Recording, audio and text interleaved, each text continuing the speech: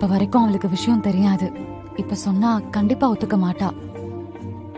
கடைசி நேரத்துல சொல்லி சம்மதிக்க வச்சிடலாங்கிற நம்பிக்கையில தான் ரெடி ஆயிட்டு இருக்கோம். கடைசி நேரத்துல அவ ஒத்துக்க மாட்டேன்னு சொல்லிட்டா என் மனசுல ஏதோ அவ சம்மதிப்பான்னு தான் தோணுது. இங்க பாரு துளசி, எங்க வீடு உன்னை மலை போல நம்புது. என் அப்பாவும் நீ சொல்றதா வேத வாக்கா நினைச்சுக்கிறாரு. இப்ப கூட நீ சொன்னங்கிற ஒரே வார்த்தைக்காக தான் நாங்க யாருமே காவேரி கிட்ட இதை பத்தி பேசாம இருக்கோம். என் அப்பாவை ஒரு 4 பேர் முன்னாடி அசிங்கப்படுத்தாம இருந்தா சரி. இங்க பாருங்க, என் மனசுக்கு எது சரின்னு படுதோ அத அம்மன் மேல பாரத்தை போட்டுட்டு அதை செய்ய ஆரம்பிச்சிருவேன். அது இது வரைக்கும் தப்பானது இல்ல.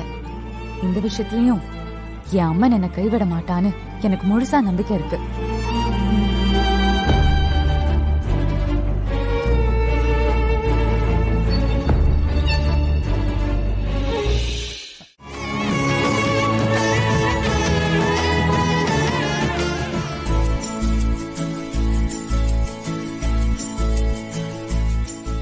அண்ணன், என்னன்னு அப்படி பாக்குற? அம்மாடி, உங்க வீட்டுல இவ்வளவு பேர் இருக்கீங்களேம்மா?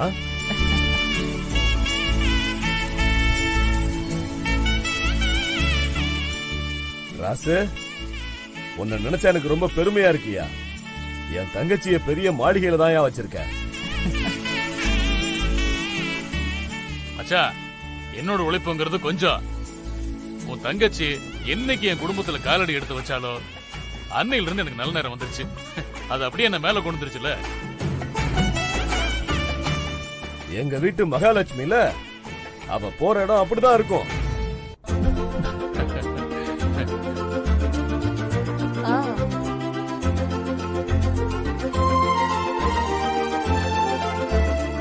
விசாலம், எனக்கு ஒரு வீட்டுக்குள்ள வந்த மாதிரியே இல்லம்மா. திடீர்னு ஒரு கோயிலுக்குள்ள வந்த மாதிரி இருக்குமா.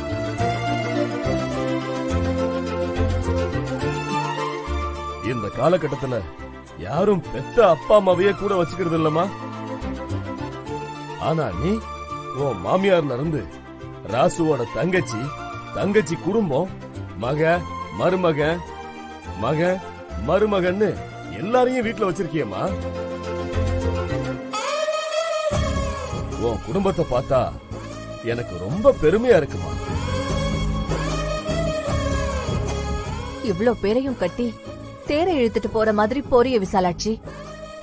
உன்னை நினைச்சா எங்களுக்கு ரொம்ப பெருமையா இருக்குமா.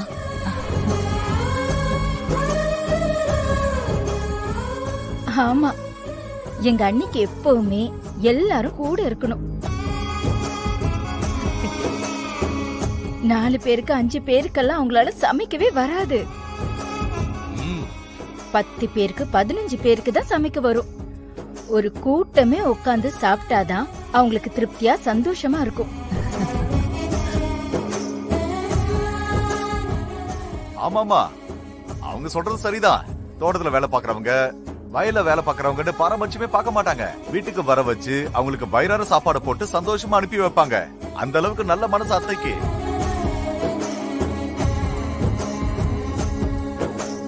எல்லாருக்கும் அன்னபூர்ணியா இருந்திருக்க நீ. உன்னை போய் இத்தனை வருஷமா நான் ஒதுக்கி வச்சிருந்திருக்கேனம்மா. என்ன மன்னிச்சிருமா. அண்ணா, என்ன நீ என்கிட்ட மன்னிப்பெல்லாம் கேட்டுக்கிட்டு?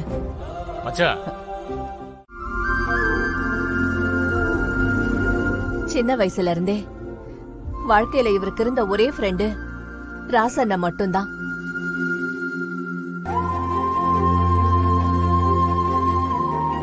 விசாலாட்சி ராசண்ணனை கல்யாணம் பண்ணிக்கிட்டு போனதுக்கு அப்புறம் இன்னி வரைக்கும் அவருக்கு ஃப்ரெண்டுன்னு யாருமே இல்ல. யாரையும் ஃப்ரெண்டா அவர் சேர்த்துக்க மாட்டேன்ட்டாரு.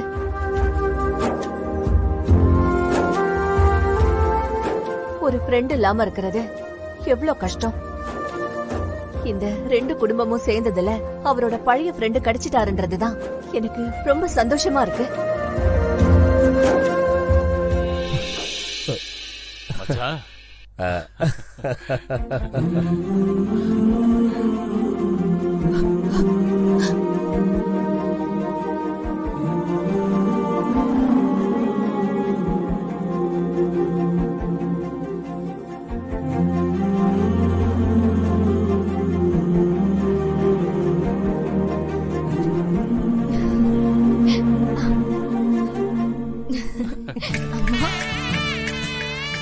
ஐயா, பழம் கொண்டு வந்திருக்கேன்.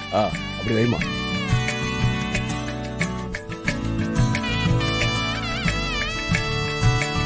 அப்படி வைமா. அண்ணி, நிறைய தட்டு வந்திருக்கு. வீட்டுக்கு முத வந்திருக்காங்கல்ல, அதனால நிறைய தட்டு கொண்டு வந்திருக்காங்க.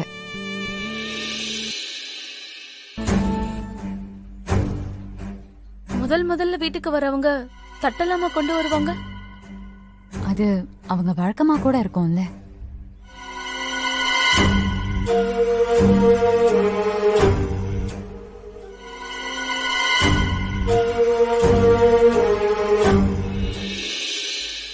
இப்படியே பேசிட்டு இருந்தா எப்படி விசலாச்சி?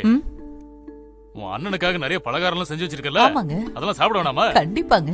ஆமாமா, என் தங்கச்சி பலகாரம் ரொம்ப நல்லா பண்ணுவா. முதல்ல அதெல்லாம் தான் சாப்பிடணும். வாங்க சாப்பிட ஆரம்பிக்கலாம்.